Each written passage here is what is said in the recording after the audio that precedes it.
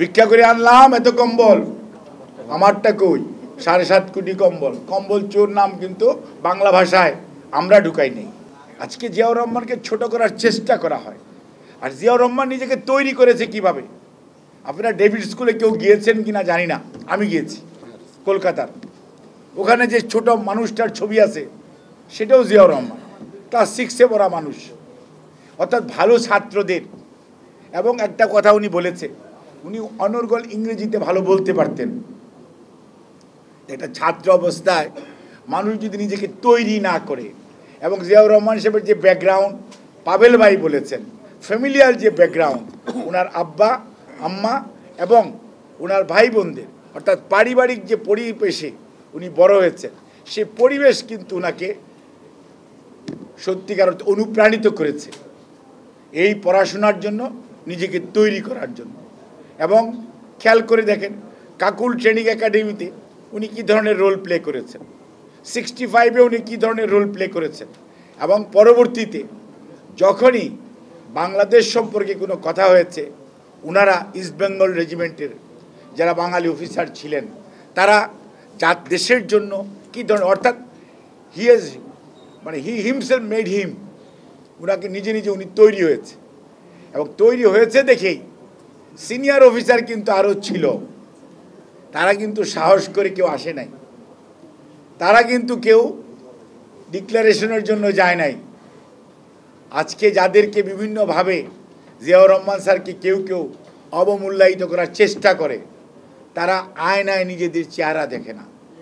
আয়নায় যদি চেহারা দেখতো তাহলে দেখতো ওদের নেতা আত্মসমর্পণ করেছে, ওদের নেতা পালিয়ে গেছে, ওদের কাছে ক্যাসেট নিয়ে যাওয়ার পর বলেছে, তুমি কি আমাকে রাষ্ট্রদ্রোহিতার মামলার আসামি বানাইবা? এসব কথা কিন্তু আমরা না, তাজউদ্দিন সাহেবের বইয়ে লেখা আছে, এটা আমাদের বানানো কথা না। অর্থাৎ বাস্তবতা ওই সময় এটাই ছিল। আজকের প্রজন্মের কাছে এটি ইতিহাস, কিন্তু ইতিহাস পড়তেও হবে, জানতেও হবে, এবং ইতিহাস থেকে শিক্ষা নিতে হবে। তার কারণ আগামী দিনের এই বাংলাদেশকে যদি সত্যিকার অর্থে তার স্বমহিমায়, আমাদের নেতা তারেক রহমান সাহেব যেমন বলেন, সবার আগে দেশ, সবার আগে বাংলাদেশ, আগামীর বাংলাদেশ যদি আপনারা নেতৃত্ব দিতে চান, তাহলে ইতিহাস থেকে যদি আপনি শিক্ষা না নেন, ইতিহাস যদি না পড়েন, তাহলে হারিয়ে যেতে হবে। কেন? আপনি বিপদগ্রস্ত হওয়ার সম্ভাবনা থাকবে। এলএমই সার্টিফাইড বিশ্বসেরা কপারে তৈরি ওয়ালটন কেবলস, যা আপনার স্থাপনাকে রাখবে সব সময় নিরাপদ। এই জুলাই আগস্ট নিয়ে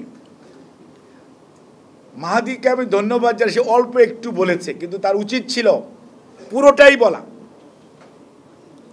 জুলাইয়ে কি শুরু হয়েছিল, 5ই আগস্ট কিভাবে শেষ হয়েছে, তাহলে বোঝা যেত যে বাংলাদেশ জাতীয়তাবাদী দলের নেতৃত্ব, নেতা এবং কর্মীরা কোন পর্যায় থেকে কিভাবে ইনভলভ হয়েছে। শুধু বাংলাদেশ জাতীয়তাবাদী দল নয়, সকল শ্রেণী পেশার মানুষ যারা স্বৈরাচারের দোসর ছিল না, তারা ছাড়া সকল মানুষ এই আন্দোলন সংগ্রামে অংশগ্রহণ করেছে, এবং অংশগ্রহণ করেছে দেখেই সেটি তার একটা কাঙ্ক্ষিত রূপে লাভ করেছে। আর আমাদের একটা কথা আছে না, পাপের ভারে নিজেই ডুবে যায়। আর আমি সব সময় আগে বলতাম যে কাচের ঘরের মধ্যে আছেন, একদিন দেখবেন কাচের ঘর চূর্ণ বিচূর্ণ হয়ে আস্তে করে পড়ে গেছে। কাজেই ঘটনাটা তাই ঘটেছে।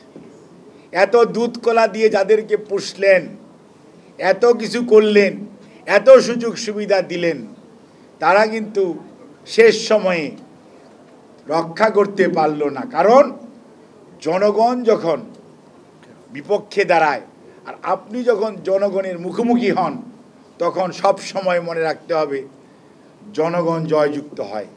ইতিহাস সাক্ষী দেয় যে জন আকাঙ্ক্ষার বিপরীতে কখনো যেতে নাই। সেজন্যই জিয়াউর রহমান স্যার আজকে প্রাসঙ্গিক এই কারণেই যে মানুষটি ডিসিপ্লিন জ্ঞান দেখেন। উনি স্বাধীনতার ঘোষণা দিলেন, যুদ্ধ করলেন, first forces commander, first sector commander. 16ই ডিসেম্বর বলতে পারতেন এখন থেকে দেশ আমরা চালাবো। অনেকে যেমন ইদানিংকালে বলার চেষ্টা করেন না, অথবা বলেন অমুক মন্ত্রণালয় আমরা বসবো, অমুক মন্ত্রণালয় আমরা বসবো, কি হয় না হয় এগুলো দেখব। অর্থাৎ এই যে একটা ডিসিপ্লিন মানুষ যুদ্ধ করেছেন, ব্যারাকে ফেরত গিয়েছেন। ফার্স্ট পোস্টিং কুমিল্লা ক্যান্টনমেন্টে, যেটা রুনু ভাই লেখেন নাই আর কি, এটা লিখলে আরও ভালো হইতো। এবং ওই সময় ওনার র্যাঙ্ক কী ছিল, পরবর্তীতে ওই সময় তার প্রতি বৈষম্য করা হয়েছে। আজকে যারা বৈষম্য আন্দোলন করেন তারা জেনে রাখুন যে সিনিয়র মেজরের নাম ছিল মেজর জিয়াউর রহমান, তার পরের জনের নাম ছিল মেজর শফিউল্লাহ। আরেকটা জিনিস, যেই না স্বাধীন হলো তোরা বাঙালি হয়ে যা বলে দিলেন। পাহাড়ের মানুষ, সমতলের মানুষ, হিন্দু, মুসলমান, বৌদ্ধ, খ্রিস্টান, চাকমা, মারমা, গারো, হাজং, সব তোরা কোনো কথা নাই, সব বাঙালি হয়ে যা। লাগাই দিল শান্তি বাহিনী, মনে আছে তো? এখন বাংলাদেশ আর আগায় না, বিশৃঙ্খলা। এবং তারপরে আরও কিছু কথা বলা উচিত ছিল রুনু ভাইয়ের কাছে, যেহেতু এখানে ইতিহাস। লঙ্গরখানা, আজকের জেনারেশন লঙ্গরখানা দেখেন নাই।